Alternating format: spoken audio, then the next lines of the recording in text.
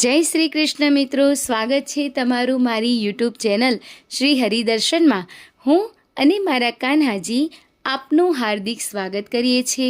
મિત્રો, આજે પુરુષોત્તમ માસનો બીજો દિવસ અને બીજા દિવસની વાર્તા આપણે સાંભળીશું.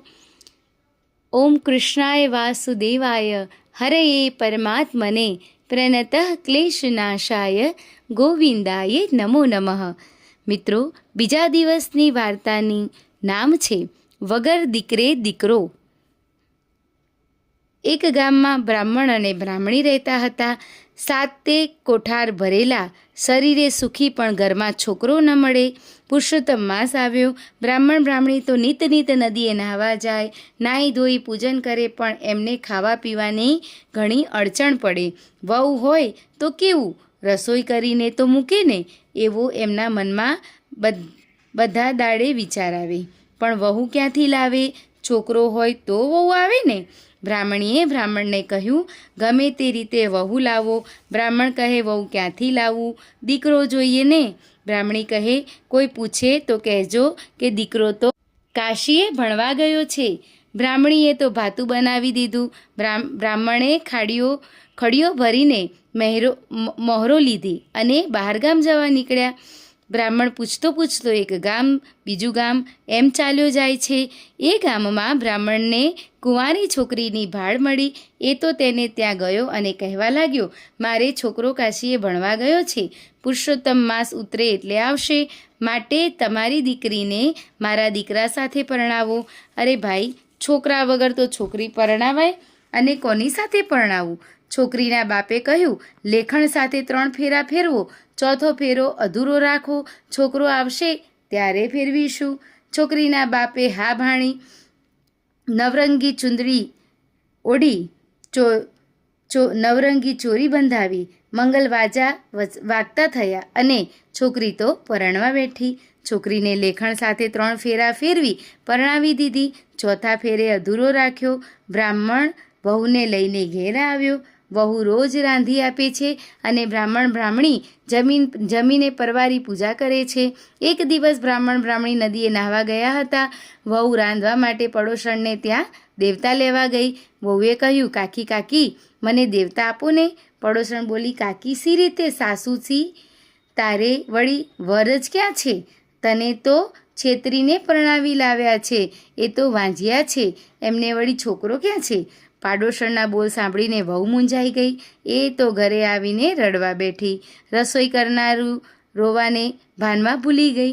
સાસુ સસરા નદીએથી નાહીને આવ્યા. વહુને રડતી જોઈને પૂછ્યું, વહુ રડે છે કેમ? શું થયું? વહુએ બધી વાત કરી અને કહેવા લાગી, તમારો દીકરો મને બતાવો. સસરાએ કહ્યું, તું ધીરજ રાખ, દીકરો આવશે, અવશ્ય આવશે. સાસુએ તો 7 કોઠારની ચાવીઓ અને બધું ઘર વહુને સોંપ્યું. સાસુના મનમાં એમ કે કાંઈ કરતાં વહુનો જીવ ગોઠે છે. વહુએ તો સાસુ સસરાને નાહવા ગયેલા તે વેળા કોઠાર ઉઘાડ્યા. પહેલો કોઠાર ઉઘાડ્યો અને અનાજનો ભરેલો હતો. બીજો કોઠાર ઉઘાડ્યો તો વાસણો ભરેલા. ત્રીજો કોઠાર ઉઘાડ્યો તો જાત જાતના કપડાનો ભરેલા. ચોથો કોઠાર ઉઘાડ્યો તો હીરા માણેક મોતીથી ભરેલા. 5મો કોઠાર ઉઘાડ્યો તો સોના મહોરોથી ભરેલો અને 6ઠ્ઠો કોઠાર ઉઘાડ્યો તો ઝવેરાતનો ભરેલો. વહુએ 7મો કોઠાર ઉઘાડ્યો, ત્યાં તો આંસુ. દીવાના તેજમાં આખો ઓરડો જગજગાટ થઈ રહેલો અને દીવાના અજવાળે એક પુરુષ પોથી વાંચે. કેવો પુરુષ? પીળું પિતાંબર પહેરેલું, કપાળે કેસરની આડ કરેલી, ખભે જનોઈ, રેશમી ઉપરણું નાખેલું અને પોથી ભણે. વહુએ જોતાં જ પેલો પુરુષ બોલી ઉઠ્યો, ઓરડો બંધ કરો, કમાડ ભીડો, મારા મા બાપના વ્રત ભાંગશે. પુરુષોત્તમ માસ પૂરો થયે મને બોલાવજો, હું આવીશ અને તમારી સાથે 4થું મંગળ વર્તીશ ને પરણીશ. વહુએ ઝટ દઈને કમાડ ભીડ્યા અને એના મનમાં હરખ સમાતો નથી. એને સાસુ સસરાની વાત સાચી લાગી. પુરુષોત્તમ માસ પૂરો થયો. આજે ઉજવણું હતું એટલે વહુ તો ઘરે નોતરા દઈ આવી. થોડી વારમાં બ્રાહ્મણો આવ્યા અને વેદના મંત્રો બોલવા લાગ્યા. વહુ કહે, સાસુજી ચોરી બંધાવો, આજે તો તમારો દીકરો આવવાના છે ને, કેમ ભૂલી ગયા? હજી તો મારે 4થું મંગળ વર્તવાનું એ અધૂરું છે. સાસુ તો વિસામણા પડી ગયા. છોકરા સોને વાતસી, એણે તો ભગવાન ભરોસે ચોરી બંધાવી અને મંગળવાજા વગડાવવા માંડ્યા. બ્રાહ્મણો કહે, હવે વરકન્યા પધરાવો. સાસુને મૂંઝાતી જોઈ વહુ બોલી, કેમ મૂંઝાવ છો? તમે તો કહેતા હતા કે મારો છોકરો કાશીએ ગયો છે અને એ તો 7મા કોઠારે પોથી વાંચે છે. એમણે મને કહ્યું છે, મારું નામ પુરુષોત્તમરાય, મને છેલ્લે દાડે બોલાવજો એટલે હું આવીશ. સાસુએ સાદ કર્યો, બેટા પુરુષોત્તમરાય, બહાર આવો. થોડી વારમાં ઓરડાના બારણા ઉઘડ્યા અને ચાકડીઓ બોલવા લાગી અને પુરુષોત્તમરાય બહાર આવ્યા. પુરુષોત્તમરાયે પીળું પિતાંબર પહેરેલું, કપાળે કેસરની આડ ભરેલી અને લાલ ચાકડીએ ચઢેલા.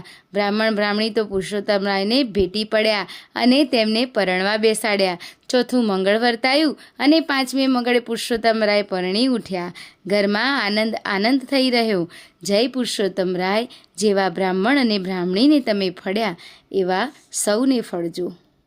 મિત્રો, આ હતી પુરુષોત્તમ માસના બીજા દિવસની વાર્તા. ફરી આપણે નવી વાર્તા સાથે મળીશું. ત્યાં સુધી મને રજા આપશો. જય શ્રી કૃષ્ણ.